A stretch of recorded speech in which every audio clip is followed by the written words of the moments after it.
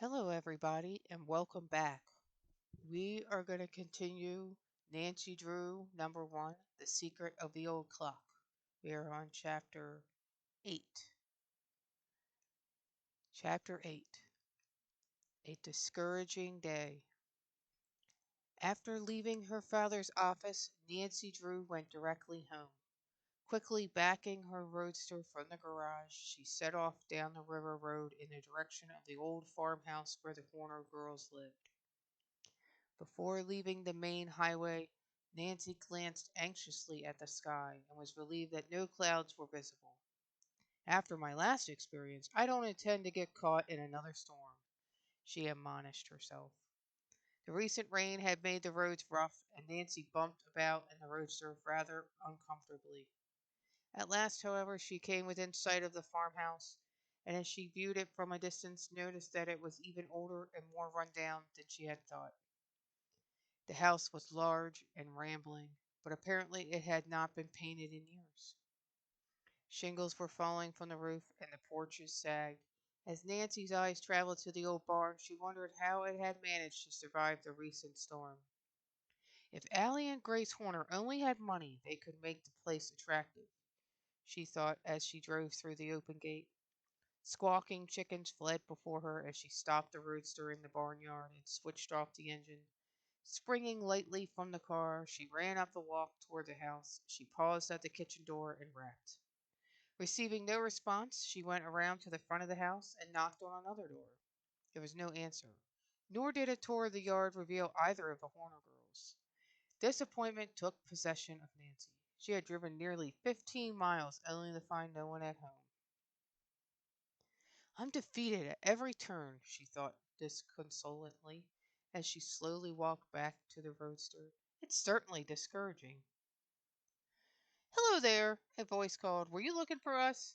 The shouted greeting reached Nancy as she prepared to step into the roadster. One foot on the running board, she turned her head and saw the Horner girls hurrying toward her from the direction of the barn. Allie did not wait for her sister to open the barnyard gate, but springing easily over it, ran to meet Nancy. We saw you just as you were leaving the house, she cried enthusiastically. We wouldn't have missed you for anything. We were picking berries in the woods, Grace explained as she hurried up, slightly out of breath. Proudly, she displayed a tin pail which was filled nearly to the brim with raspberries. But look at her arms! And, and Allie laughed ruefully as she glanced down at the ugly scratches which had been caused by brambles and sharp thorns. You must come into the house and have a dish of berries, Nancy, Grace urged hospitably. They're good with sugar and cream. If you don't have them too often, Allie added. I could stop by a minute, Nancy declared as the three entered the house. I came to talk about the will. Oh, then you have good news for us, Allie asked hopefully. Are we really going to get some of the money? I don't know yet, Nancy was forced to admit. So far, I haven't been able to learn a thing about the missing will. Allie's face fell, but she tried to hide her disappointment. We need the money so badly, she said with an apologetic smile. Grace hadn't had a new dress in 3 years. She makes all of our clothing out of old things we happen to have in the house. If our luck doesn't change soon, I'm afraid we'll be mistaken for rag pickers. We really didn't expect much of Uncle Joshua's money, Grace broke in quickly, lest Nancy misinterpret her sister's remarks. We weren't related, you know. Well, you could hardly say the Tompkins were, for that matter, Allie declared. They were third or fourth cousins. We can get along without the money, Grace said quietly. We manage very well when I have plenty of work. We're a little discouraged right now because dressmaking has fallen off. It's a slack season. I guess people would rather go to the store and buy a dress ready made. I wouldn't, Nancy declared impulsively. Grace, I'd like to engage you to make me a dress. Will you do it? I'll pay you well. Tears of joy came into Grace's eyes. Will I? Oh, you don't know how grateful I am for the work. I haven't had anything to do for nearly 3 months. I don't mind poverty so much for myself, but for Allie, her voice broke. I promised Mother I'd look after her. Allie sprang from her chair and rushed to her sister. She flung her arms affectionately about her. Oh, Grace, I shouldn't have said what I said about needing money. I didn't mean it. Truly, I didn't. But it's the truth. We'll get along, Grace. If only my chicken money came in faster. Why can't a hen lay more than one egg a day? Grace smiled faintly at Allie's feeble attempt at a joke, and to break an awkward silence, Nancy took up the conversation. I'll bring the dress material with me the next time I come this way. She did not need a new dress, but she realized that there was no other way to help the Horner girls, for they were too proud to accept money. And now I want to ask you a few more questions about Joshua Crowley, Nancy told them. Do you know whether he ever visited other relatives besides the Tompkins? Oh, yes, Allie returned promptly. He was only distantly related to the Tompkins, you know. They were third cousins, I believe. He had a number of other relatives whom he frequently visited. Before he went to live with the Tompkins, they took turns keeping him, Grace informed her visitor. Can you tell me the names of those relatives? Let me see. Grace lost herself in thought. There are two cousins living in Masonville, Matilda and Edna Turner, Allie prompted her. They're regular old maids, but awfully nice. They were wonderful to Uncle Joshua when he was alive. And there were two nephews, Grace went on, William and Fred Matthews. They have a farm on this same river road. Everyone thought they would get something. How far do they live from here? Nancy inquired. Oh, not more than 5 miles. You could drive there in a few minutes. It's on the way to Masonville. Then I'll be able to make the two calls on the same trip, Nancy announced as she rose to depart. I must hurry along now, or it will be too late for me to stop there this afternoon. I am hoping that by talking with the relatives I may learn something which will help us to trace the missing will. I'm afraid there's not much chance we'll ever get anything, Grace said rather morosely. The Tompkins will never let the money slip out of their hands. If we find the will, they won't be able to keep the money, Nancy declared. Father will see to it that you girls get your just due. Oh, Grace, we forgot to tell Nancy about Abigail Rowan, Ellie reminded her sister. She'd be apt to know more about the will than anyone else. That's right. You really should call on her, Nancy. She took care of Uncle Joshua one time when he was sick, and he thought the world of her. He often declared he intended to leave her something. Even a few $100s would have meant so much to her, Allie added. Abigail is old and feeble now.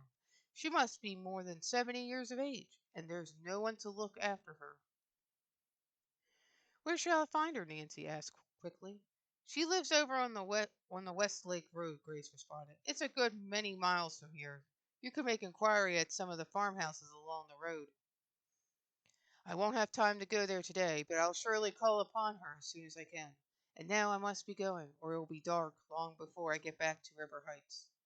Nancy said goodbye hastily. The Horner girls accompanied her to the roadster and watched her drive away. As she looked back from the corner, they waved their handkerchiefs. Plucky girls, Nancy thought. Until today, I didn't realize how terribly they need help. I simply must find a way to help them. She drove along the river road, heading in the direction of Masonville. Although it was growing late, Nancy was determined to visit the Matthews brothers and, if possible, Matilda and Edna Turner. After she had gone perhaps 5 miles, she began to watch the mailboxes, and presently noticed one which bore the name Matthews. The farmhouse was set back a short distance from the road, and Nancy drove the roadster down a narrow lane which led to it. As she stopped the car, a man came out of the house and regarded her questioningly. Learning that the farmer was William Matthews, Nancy quickly explained her mission. At first, the man was inclined to distrust her, but after he had made certain that she was not a friend of the Richard Thompson family, he talked frankly of Joshua Crowley, and told all that he knew concerning the will. My brother and I have filed a complaint with the proper authorities at the courthouse, he explained. We feel certain there must have been another will, because Uncle Joshua always said that he intended to leave us something. Did you actually see the will? Nancy questioned hopefully. The farmer shook his head. No, my brother and I haven't the proof that he ever made a second will. But we do know that he never had any particular love for the Tompkins. He felt that they took him in only because they were after his money. And I guess he wasn't wrong at that. Anyway, I'm certain he had made up his mind to cut them off without a cent. Perhaps he neglected to write the second will. That wouldn't be like Uncle Joshua. He was rather queer about little things, but he was always particular in attending to business matters. No, I'm more apt to think he made the will and hid it somewhere. You have no idea where he could have concealed it? Not the slightest, miss. My brother and I will be glad to offer a substantial reward to anyone who can produce it. Nancy asked a number of other questions, but the farmer was unable to furnish information which was of value. Disappointed, she thanked the man for his trouble and continued on her way to Masonville. Rumor, rumor, she sighed. That's all I hear. At my next stop, I hope I'll acquire a few facts. Upon reaching Masonville, Nancy made inquiry and was directed to the home of the Turner sisters. They lived alone at the outskirts of the city. Although not in poverty, they did not have any more money than they needed. Nancy found them at home, and when they learned the purpose of her visit, they greeted her cordially.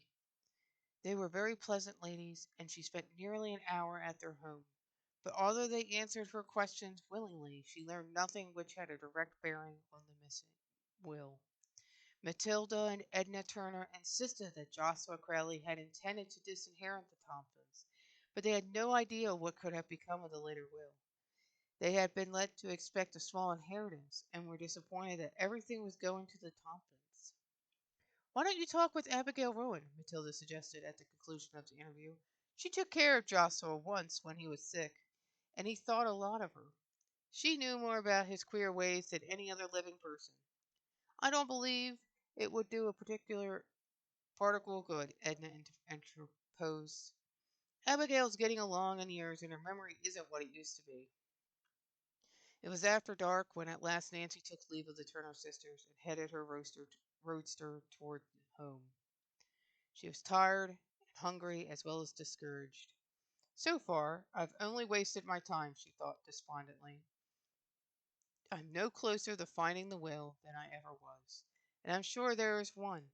I've often heard father say that no real mystery is solved without a lot of hard work, and I'm ready to believe it."